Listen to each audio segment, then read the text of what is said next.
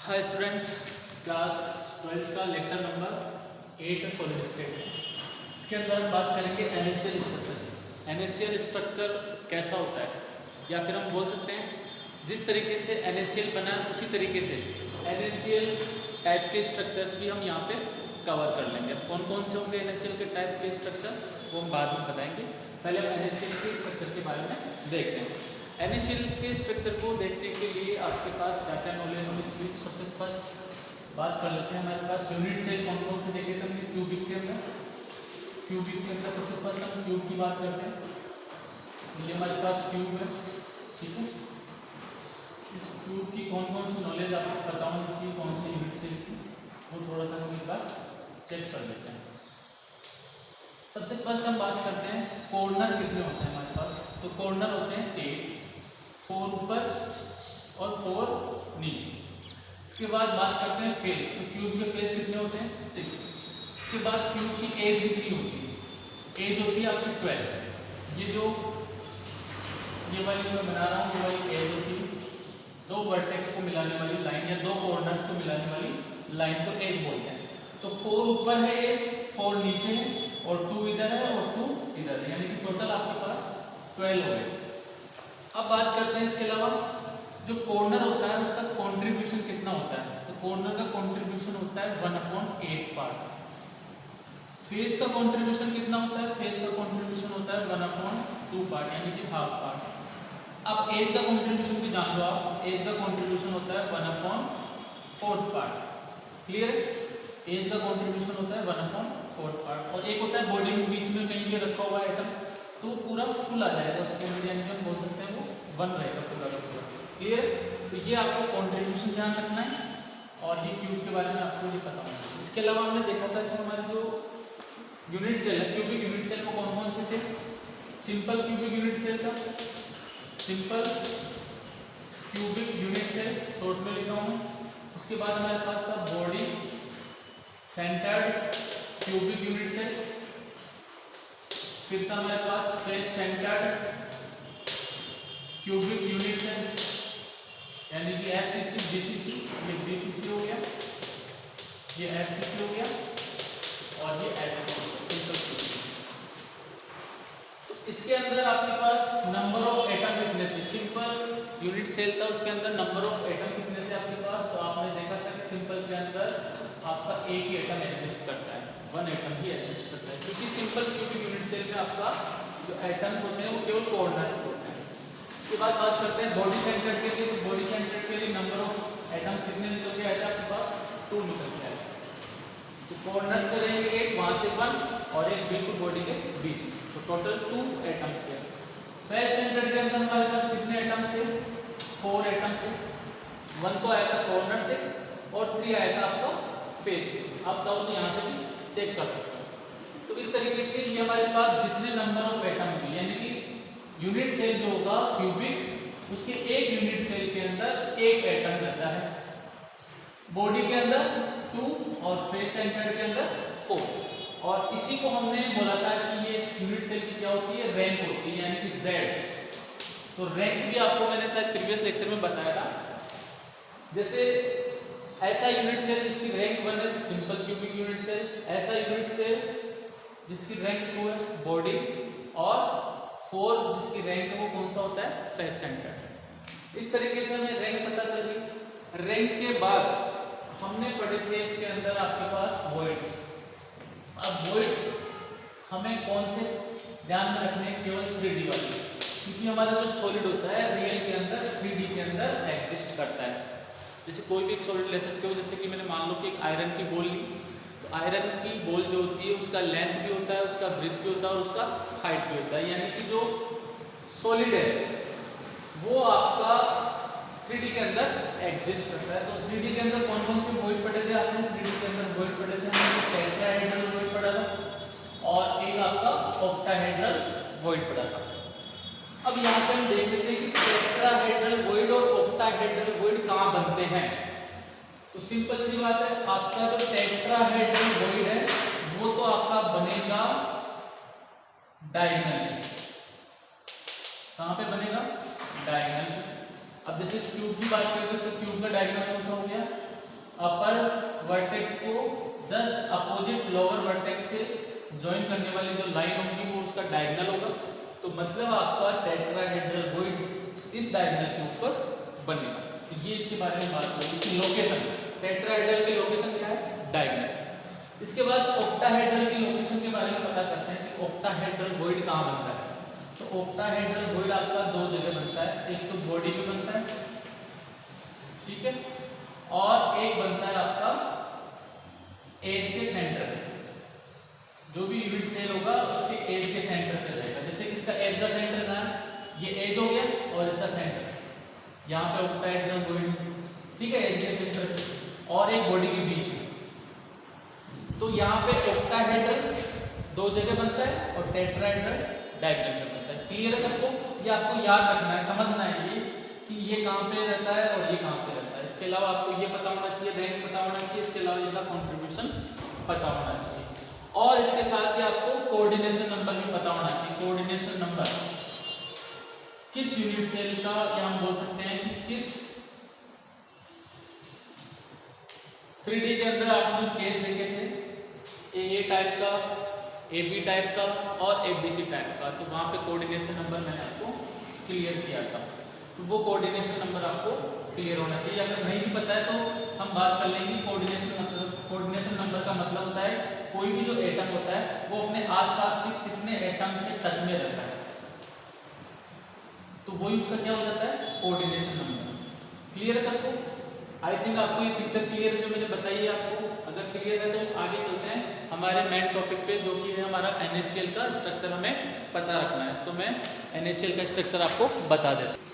तो हमारे पास स्टार्ट करते हैं, हेडिंग डालते हैं NaCl स्ट्रक्चर, NaCl स्ट्रक्चर या NaCl type structure, type structure. जिस तरह से NaCl का स्ट्रक्चर होगा उसी तरीके से हम बोल सकते हैं NaCl से रिलेटेड जो भी सॉलिड होगा उसका भी स्ट्रक्चर वैसा ही होगा। तो सबसे फर्स्ट हम बात करते हैं कि NaCl किस टाइप का सॉलिड है। हमने सॉलिड के 4 टाइप से कैटेगराइज किया था उसको, जैसे कि आयनिक सॉलिड, मेटेलिक सॉलिड और कोवेलेंट सॉलिड और मॉलिक्यूलर सॉलिड। तो ये वाला जो सॉलिड है आपका कौन सा है, आयनिक सॉलिड है। अब आयनिक सॉलिड्स की प्रॉपर्टीज आपको पता है, नहीं पता है तो मेरे प्रीवियस लेक्चर में जाके देखें। अब ये जो आयनिक सॉलिड होता है इसके अंदर ये NaCl से बना है, मतलब आपके अंदर इसके अंदर जो आयन्स होंगे वो कौन होंगे, Na+ और Cl- आयन है। अब यहाँ पे एक चीज बात और करते हैं, NaCl के अंदर आपका जो Na+ होगा वो साइज में क्या रहेगा, साइज में स्मॉल रहेगा, और Cl- जो होगा उसकी साइज क्या होगी, बड़ी होगी। तो ये साइज में क्या रहेगा, बिग रहेगा। कैसे देखो, अगर मान लो मेरे पास Cl- है तो Cl- कब बनता है, इलेक्ट्रॉन लेने से। इलेक्ट्रॉन ले लिया इसने किसी का, इलेक्ट्रॉन लेगा तो आउटर मोस्ट सेल में क्या होगा आपका, इलेक्ट्रॉनों में रिपल्सन होगा। रिपल्सन होगा तो क्या होगा, सेल की साइज को इंक्रीज कर देंगे, तो यहाँ पे इसकी साइज ज़्यादा हो जाएगा। सोडियम प्लस में इसमें देखते हैं तो इसके अंदर क्या होता है, आपका इलेक्ट्रॉन दे देता है, किसी को इलेक्ट्रॉन दे देता है तो ये आराम से आपस में चिपक के रखते हैं बचे हुए इलेक्ट्रॉन, तो साइज क्या हो जाती है सेल की, कम हो जाती है। तो इस तरीके से हम बोलते हैं कि जितने भी कैटायन होते हैं वो साइज में क्या रहते हैं, स्मॉल, और जितने भी एनाइन होते हैं वो साइज में क्या होते हैं, बिग। इसको हम बोलते हैं कैटायन और इसको क्या बोलते हैं, एनाइन। अब बात करते हैं यहाँ पे सेकंड नंबर, जो साइज में बड़ा होता है वो तो बनाता है आपका पैकिंग। क्या बनाता है, पैकिंग। और जो साइज में छोटा होता है वो क्या करता है, वॉइड्स को कवर करता है, वॉइड्स को कवर करता है। तो यहाँ पे NaCl का जो स्ट्रक्चर रहेगा वहाँ पे Cl- है आपका पैकिंग बनाएगा और Na+ आपका वॉइड्स को कवर करेगा। एक एग्जांपल देकर बताता हूँ मैं आपको, जैसे कि मान लो हमारे पास ये एक आपका बॉक्स है जिसके अंदर आपको लड्डू पैक करने हैं, ठीक है। तो आप लड्डू कैसे पैक करोगे, ऐसे भी कर सकते हो, और मैंने दूसरा बताया था वैसे भी आप पैक कर सकते हो। तो मालूम मैंने ऐसे पैक किया लड्डू, ठीक है। इस तरीके से हमने इस बॉक्स के अंदर लड्डू पैक किए। जैसे ही आपके लड्डू पैक हो जाएंगे, अभी भी आपको लगता है कि इसके अंदर जगह बची हुई है, तो क्यों ना इसके अंदर थोड़ा थोड़ा बादाम भी डाल दें, ठीक है। बढ़िया अच्छे से इसको पैक कर देते हैं बॉक्स को। तो अब यहाँ पर देखो, जो साइज में बड़ा है वो तो पैकिंग जनरेट कर रहा है, और जो साइज में स्मॉल है वो कहाँ पे आ रहा है, जहाँ पे स्पेस बचा हुआ है। तो लड्डू तो हमारा क्या है, Cl माइनस, और ये जो आपका बादाम मैंने ले रखा है जिसको कवर कर रहा है, इनके बीच में जो वॉइड जनरेट हो रहा है। तो इसी सेम एज इट इज आपका सॉलिड के अंदर क्या होता है, जो साइज में स्मॉल होता है वो तो वॉइड को कवर करेगा, और जो साइज में बड़ा होगा वो क्या बनाएगा, पैकिंग बनाएगा। पैकिंग आपने देखी कि पैकिंग कितने टाइप की होती है, ठीक है। तो हम वहीं से बात करते हैं, स्टार्ट करते हैं यहाँ पे। तो इसको मैं रफ कर देता हूँ, जो मैंने एग्जाम्पल दिया था आपको। अब यहाँ पे हमारे पास ये तो वॉइड कवर करेगा, और ये हमारे पास पैकिंग बनाएगा। अब इसके अंदर जो फर्स्ट पॉइंट है वो है कि NaCl जो होता है आपका वो किस टाइप की पैकिंग बनाता है। तो यहाँ पे हम बात करते हैं FCC packing, FCC packing in NaCl। मतलब जो NaCl सॉलिड है वो कौन सी पैकिंग बनाता है, FCC।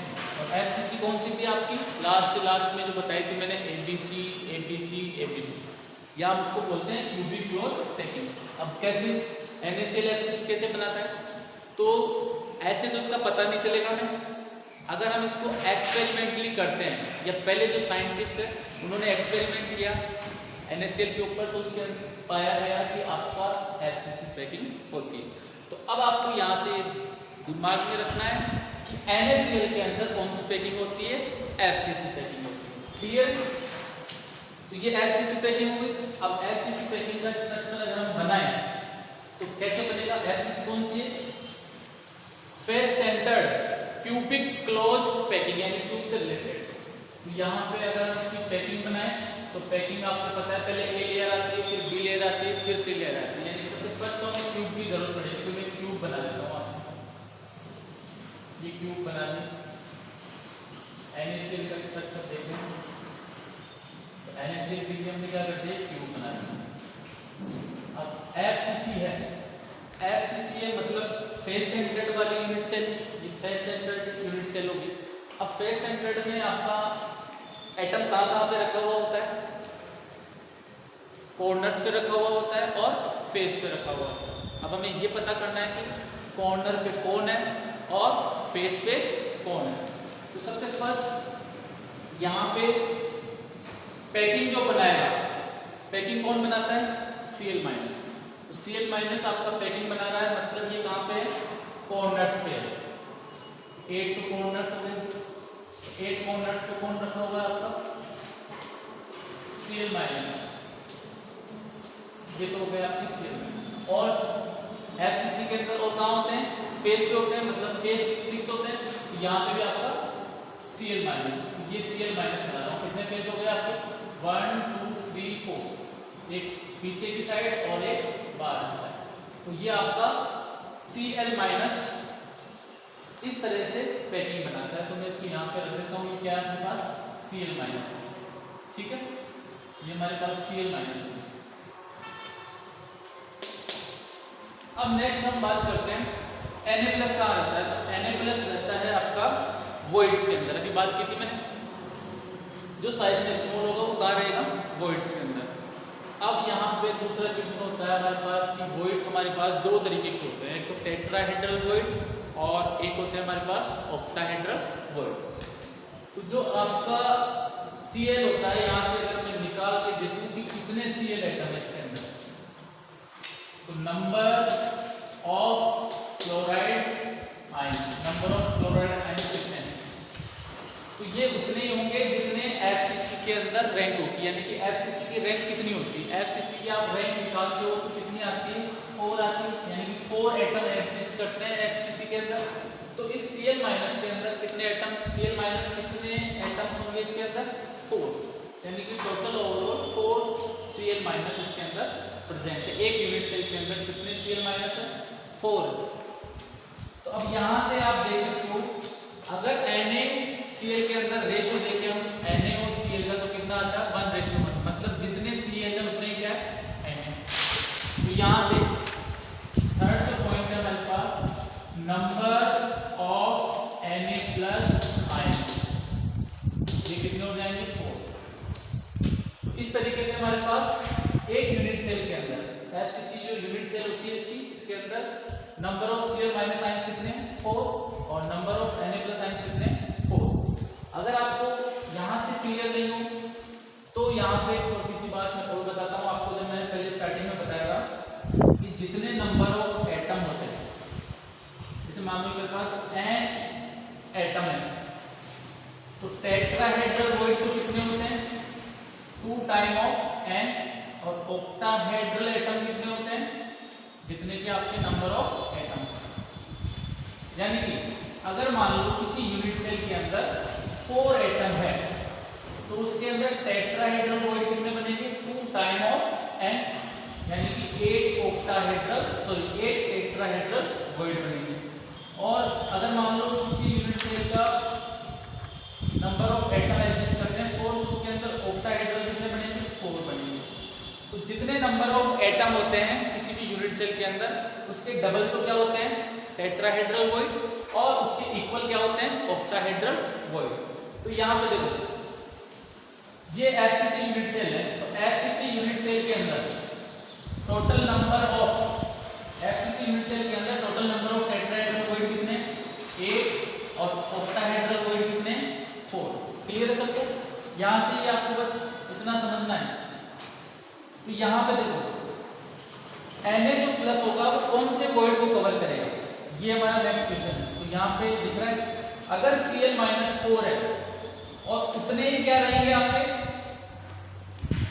Na प्लस, तो Na प्लस आपका कहाँ पे है 4 कहाँ पे है Na प्लस यहाँ पे है, यहाँ पे, तो यहाँ पे मतलब जो आपका Na प्लस है वो कौन से वॉइड कवर करता है ऑक्टाहेड्रल वॉइड कवर करता है। तो यहाँ से हमारे पास क्लियर हो गया। ऑक्टाहेड्रल वॉइड की मैंने आपको पोजीशन बताई थी, किसी भी यूनिट सेल के अंदर ऑक्टाहेड्रल वॉइड कहाँ पे होती है, तो एक तो होती है बिल्कुल बॉडी के बीच में और एक होता है एज सेंटर पे।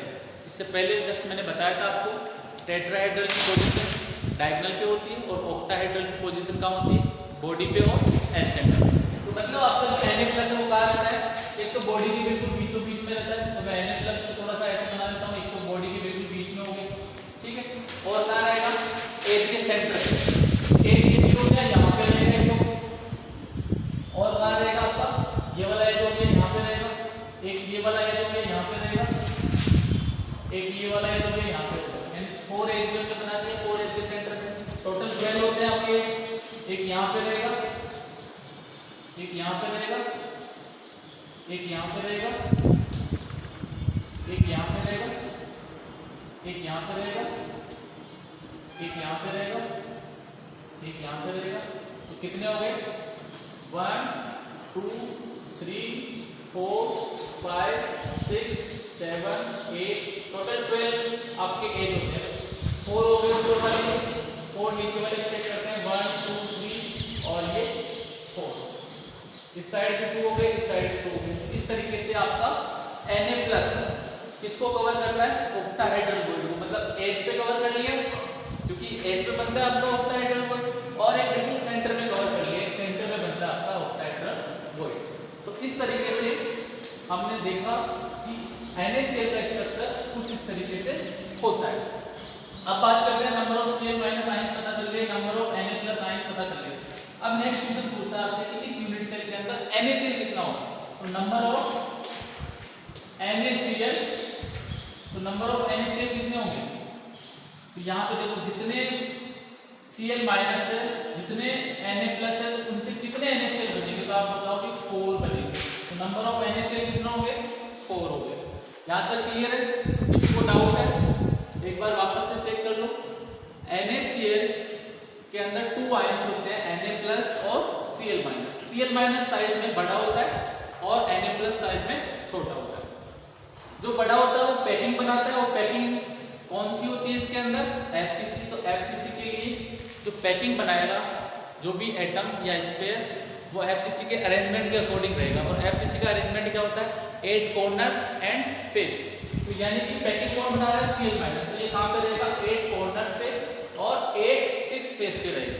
तो इस तरीके से हमने Cl माइनस को इस पॉइंट पे डिनोट कर दिया है।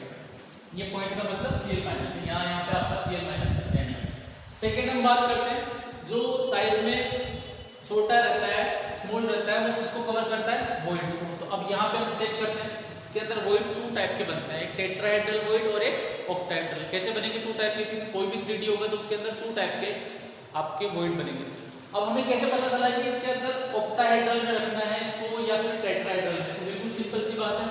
ऑक्टाहेड्रल और टेट्राहेड्रल के लिए आप क्या करो, आप देखो कि आपके Cl माइनस कितने हैं। आपने देखा कि अगर यहाँ पे Cl माइनस 8 होता है तो हमारे पास कहाँ पे रहता है ये टेट्राहेड्रल के अंदर, क्योंकि जितने एटम होते हैं उसके डबल तो होते हैं टेट्राहेड्रल वॉइड्स और उसके इक्वल क्या होते हैं ऑक्टाहेड्रल वॉइड्स। तो हमारे पास एटम कितने हैं Cl माइनस के 4, यानी कि नंबर ऑफ एटम कितने हैं एफसीसी का ऐसे ही पता होना चाहिए। तो एफसीसी का रैंक कितना होता है, 4 होता है। तो अगर रैंक 4 है तो उसके इक्वल वॉइड्स किसमें होते हैं, ऑक्टाहेड्रल में। तो ऑक्टाहेड्रल आपका कवर करेगा Na+। अब ऑक्टाहेड्रल की पोजीशन क्या होती है, ऑक्टाहेड्रल की पोजीशन होती है आपका एज सेंटर एंड बॉडी। जहां पे भी एज सेंटर दिखा वहां पे प्लस साइन लगा दिया और बॉडी में लगा दिया। तो इस तरीके से जो स्ट्रक्चर हमारे पास बना है ये NaCl का स्ट्रक्चर है। अब यहाँ पे नेक्स्ट जो बात करते हैं 5th पॉइंट, वो है कि आपका coordination number of Cl minus. Cl minus का कोऑर्डिनेशन नंबर कितना होगा, तो आपको पता होना चाहिए कोऑर्डिनेशन नंबर क्या होता है। तो कोऑर्डिनेशन नंबर होता है कि Cl माइनस के लिए बात कर रहे हैं तो Cl माइनस का जो एटम है अपने आसपास के कितने एटम्स को टच कर रहा है। तो किसी भी एक Cl माइनस को पकड़ लो, जैसे भी मैंने इसको पकड़ लिया, ये अगर Cl माइनस पकड़ा मैंने, तो आसपास में एटम कौन रहेंगे, इसके आसपास में Na+ रहेगा। तो कितने Na+ को टच कर रहा है, तो आप देखो एक तो इस Na+ को टच कर रहा है, एक इस अब किधर टच कर रहा है, तो इधर भी आपका यूनिट सेल, एक यूनिट सेल तोड़ देगी, एक इसके पास में, एक इधर Na+ को टच करेगा, 2 हो गए। अब एक इधर Na+ को टच कर रहा है तो एक इधर करेगा, कितने हो गए 4। एक इसके नीचे है और एक इसके ऊपर है। तो इस तरीके से जो कोऑर्डिनेशन नंबर होता है Cl माइनस का वो कितना होता है 6। इसी तरीके से कोऑर्डिनेशन नंबर ऑफ Na+ का कोऑर्डिनेशन नंबर कितना होता है, तो आप किसी भी एक Na+ को पकड़ लो, जैसे कि मैंने इसको पकड़ लिया, तो ये कितने Cl माइनस को टच कर रहा है, तो 1 2, ये इधर भी Cl माइनस 3, उधर भी है 4, एक नीचे भी Cl माइनस 5, एक ऊपर भी है 6। तो इस तरीके से इसका कोऑर्डिनेशन नंबर कितना आएगा 6 आएगा। अब यहाँ पे आपको लास्ट एंड फाइनल बात करते हैं इसकी, वो क्या है आपका लास्ट एंड फाइनल, कि यहाँ पे NaCl की तरह कौन कौन से सॉलिड्स ऐसा स्ट्रक्चर बनाएंगे, जैसे कि हमने बनाया ऐसे कौन कौन से सॉलिड्स है जिनके अंदर आपका FCC पैकिंग होती है। तो इसके लिए सिंपल सी बात है, यहाँ पे मैं रख देता हूँ इसके एग्जाम्पल, इसी की तरीके से कौन कौन से बनेंगे। तो एग्जाम्पल के लिए अगर हम बात करें तो सबसे फर्स्ट जो बनाएगा वो बनाएगा आपका 17 ग्रुप के एलिमेंट, यानी कि फ्लोरीन, क्लोरीन, ब्रोमीन, और फर्स्ट ग्रुप का मेटल यानी कि सोडियम। ऊपर हाइड्रोजन तो आपका नॉन मेटल होता है, तो सोडियम बनाएगा एक मेटल, कौन कौन से सोडियम, फिर उसके नीचे कौन आता है पोटेशियम, इस तरीके से। तो यहाँ पे अगर हम बात करें तो फर्स्ट ग्रुप के एलिमेंट्स को क्या बोलते हैं और 17 ग्रुप के एलिमेंट्स को क्या बोलते हैं, हेलोजन्स बोलते हैं, यानी कि हम बोल सकते हैं हैलाइड्स ऑफ, हैलाइड्स किसके हैलाइड्स, कौन से मेटल के ग्रुप, फर्स्ट ग्रुप को क्या बोलते हैं अल्कली मेटल्स, यानी कि हैलाइड्स ऑफ एल्कली मेटल्स। अब हैलाइड्स ऑफ एल्कली मेटल्स कौन कौन से हो गए, आप कोई से भी ले लो, जैसे मैंने Na ले लिया, ये NaCl की तरह वो कौन सा हो जाएगा NaF हो जाएगा, है ना। और आपका जैसे कि इसके नीचे का आइटम कौन है, लिथियम हो गया, या उससे ऊपर का हो गया लिथियम हो गया, तो लिथियम के साथ जैसे कि हम बोल सकते हैं Cl ले लिया मैंने, तो LiCl। इस तरीके के फर्स्ट ग्रुप के आपके मेटल और 17 ग्रुप के नॉन मेटल से जो भी प्रोडक्ट बनेगा वो प्रोडक्ट आपका NaCl टाइप का स्ट्रक्चर बनाएगा। तो हम इसको शॉर्ट में लिख सकते हैं हैलाइड्स ऑफ एल्कली मेटल्स। आपका जो स्ट्रक्चर शो करेंगे वो आपका ये वाला स्ट्रक्चर होगा NaCl की तरफ। ठीक है, सेकेंड हम बात करते हैं 17 ग्रुप से पहले कौन सा आता है आपका 16, और 16 में कौन आता है ऑक्सीजन फैमिली। तो वो वाले ग्रुप वाले यानी कि ऑक्साइड्स ऑफ, और इधर से सेकेंड ग्रुप ले लो, सेकेंड ग्रुप में कौन आते हैं आपके मैग्नीशियम वगैरह। तो इस ग्रुप को क्या बोलते हैं एल्कली अर्थ मेटल्स। तो हम लिख सकते हैं oxides of alkali earth metals. तो ये वाले जितने भी प्रोडक्ट होंगे वो सब के सब कौन सा स्ट्रक्चर शो करेंगे NaCl टाइप का स्ट्रक्चर। जैसे कि एग्जांपल के लिए मैग्नीशियम ऑक्साइड हो गया, ठीक है। मैग्नीशियम कौन से ग्रुप से आता है सेकंड से, ये कौन से ग्रुप से आता है 16 से। ये इसका क्या हो गया ऑक्साइड हो गया मैग्नीशियम ऑक्साइड, यानी कि हम बोल सकते हैं oxides of alkali earth metals. तो इस तरीके के जितने भी प्रोडक्ट बनेंगे वो सब के सब आपका इस तरह का स्ट्रक्चर बनाएंगे NaCl टाइप का स्ट्रक्चर बनाएंगे। तो ये हमारे आज टॉपिक था NaCl स्ट्रक्चर या NaCl टाइप के स्ट्रक्चर। तो इनके स्ट्रक्चर जैसा आप बना सकते हो NaCl की तरह। आई होप आपको ये टॉपिक क्लियर है, नहीं है तो फिर आपको दिमाग में रखना है कि आपको एक तो पैकिंग पता होनी चाहिए कौन सी पैकिंग करने जा रहे हैं आप, कौन से सॉलिड में कौन सी पैकिंग करेंगे वो चीज़ आपको प्रैक्टिकल करने के बाद ही पता चलेगी, और प्रैक्टिकल भी साइंटिस्ट वगैरह करके आपको बता देंगे कि इस सॉलिड के अंदर ये वाला पैकिंग है। तो आई होप आपको क्लियर है, नहीं है तो वीडियो को रिवाइंड करके देख लेना। Thank you.